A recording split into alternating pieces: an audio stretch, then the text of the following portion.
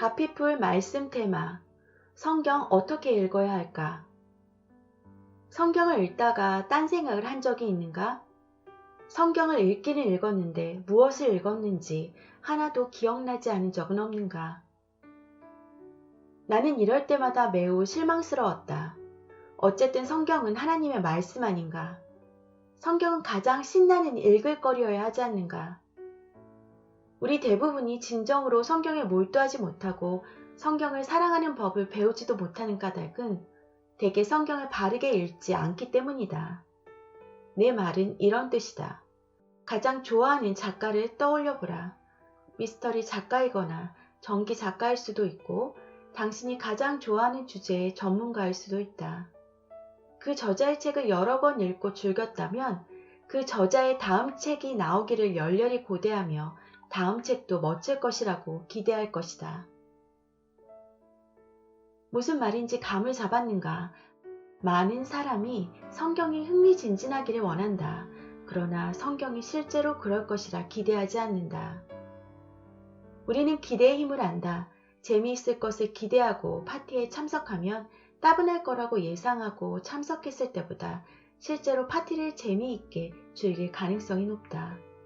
문제를 하나도 못 풀 것으로 예상하고 시험을 친다면 좋은 성적이 나올 가능성이 매우 낮다.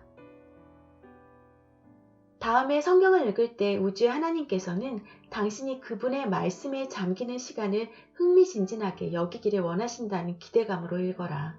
하나님께서 이것을 원하시기 때문이다. 절대 잊지 말라. 성경을 읽는 시간은 하나님과 함께하는 시간이다. 이 책의 주된 목적은 당신에게 따를 방법이나 적용할 학문적 훈련을 제시하는 것이 아니다. 성경 공부는 1차적으로 관계의 시간이다. 관계가 먼저이고 기술은 언제나 그 다음이다. 당신과 내게 그 저자를 알 기회가 생겼다. 그분은 우리와 시간을 보내기를 원하신다. 말씀 읽기는 단지 하나님에 관한 정보가 아니라 언제나 하나님과의 관계에 관한 것이어야 한다. 성경 공부의 기초 놓기 중 기초적 읽기에는 기도하며 읽기, 진득하게 읽기, 반복해서 읽기, 독립적으로 읽기, 생각하며 읽기가 있다. 이 요소들은 점진적 단계이기보다 말씀에 잠기는 우리의 시간을 변혁하기 위해 동시에 실행에 옮길 수 있는 원리들이다. 그중 기도하며 읽기를 살펴보자. 잠시 당신이 풋볼팀 러닝백이라고 상상해보라. 당신의 팀은 20야드 라인에서 공격을 시작한다. 이제 8야드 남았다. 당신의 목표는 엔드존이다. 당신은 준비가 되었고 어떻게 플레이해야 할지도 안다. 공이 곧장 당신에게 패스되고 당신은 공을 받아 엔드존이라는 목표에 집중하며 달린다. 5야드 남았다. 그런데 탁 바로 뒤에서 태클이 들어왔다. 당신은 혼자 바닥에 쓰러져 생각한다. 내가 왜 엔드존에 있지 않은 거지? 왜 5야드밖에 전진하지 못한 거지? 나는 완전히 준비되어 있었다고. 이해할 수 없어. 마침내 머릿속에서 작은 목소리가 들린다. 수비수 때문이야. 당신이 성경을 읽으려 할 때 누군가 수비한다는 사실을 아는가? 당신이 원하는 만큼 하나님과 양질의 시간을 갖는 것을 원치 않는 존재가 있다. 베드로는 첫 편지에서 이렇게 경고한다. 근신하라, 깨어라. 너희 대적 마귀가 우는 사자같이 두루 다니며 삼킬 자를 찾나니. 베드로전서 5장 8절. 대적은 당신의 집중력을 흐트러뜨리고 더 나아가 너는 너무 바빠서 도무지 하나님과 함께할 시간이 없어 라며 당신을 설득하려고 온갖 짓을 다한다. 우리는 이러한 집중력 흐트러뜨리기에 대비해야 한다.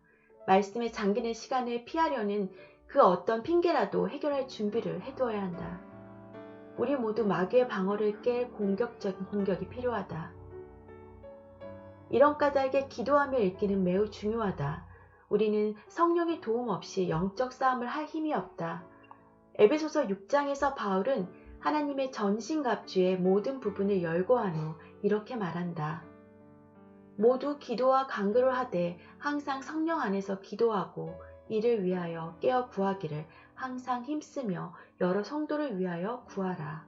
에베소서 6장 18절. 말씀에 잠길 때마다 시간을 내어 하나님의 도움을 구하라. 당신의 생각을 집중시키시고 그분의 말씀을 당신에게 계시해 주시며 당신이 그분과 그분의 말씀을 더 깊이 사랑하게 해달라고 기도하라. 성경을 읽을 때 마음이 방황한다면 읽는 것을 멈추고 다시 얼마간 기도 시간을 가져라. 짧은 한 문장의 기도만으로 다시 집중할 수도 있다. 또는 당신이 성경 읽기를 멈추고 잠시 그분에게 집중하도록 하나님께서 강력히 권고하시는 것일 수도 있다. 어느 쪽이든 목적은 그저 그날 읽을 분량을 채우는 게 아니라 당신과 하나님의 관계를 세우는 것이다. 성경을 다 읽고 나서도 기도하라. 하루를 살아가는 동안 하나님께 그리고 당신이 읽은 구절들의 마음을 집중하게 해달라고 성령께 구하라. 원수는 당신이 하나님의 말씀에 잠겨 그분과 함께하는 시간 갖는 것을 원치 않는다. 당신이 성경 공부 시간을 따로 떼어두더라도 원수는 그 시간이 열매 맺는 것을 결코 원치 않는다. 그러나 하늘 아버지께서는 그 무엇보다도 당신과의 관계가 활기차고 의미 있기를 원하신다. 하나님께서는 당신이 그분의 말씀에 잠기는 시간을 사랑하기 원하시며 이런 일이 당신의 삶에서 일어나게 하실 수 있다. 성경 공부는 1차적으로 관계의 시간이다. 기도하는 자세로 하나님의 말씀을 대하는 것이 그분 앞에 나아가는 첫 걸음이다. 우리의 바람은 그저 하나님에 관해 배우는 게 아니라 그분에게서 듣고 그분에게 얘기하며 그분을 더 친밀하게 아는 것이어야 한다. 간단히 말해 우리는 하나님과 함께해야 한다. 기도하며 읽기는 이런 관계를 촉진하는 핵심 요소이다. 하나님의 말씀을 향한 사랑을 기르려 할 때도 기도하며 읽기가 필수이다. 케이스 페린의 하나님 말씀과 사랑에 빠지다. 가피풀 말씀 테마 성경 어떻게 읽어야 할까?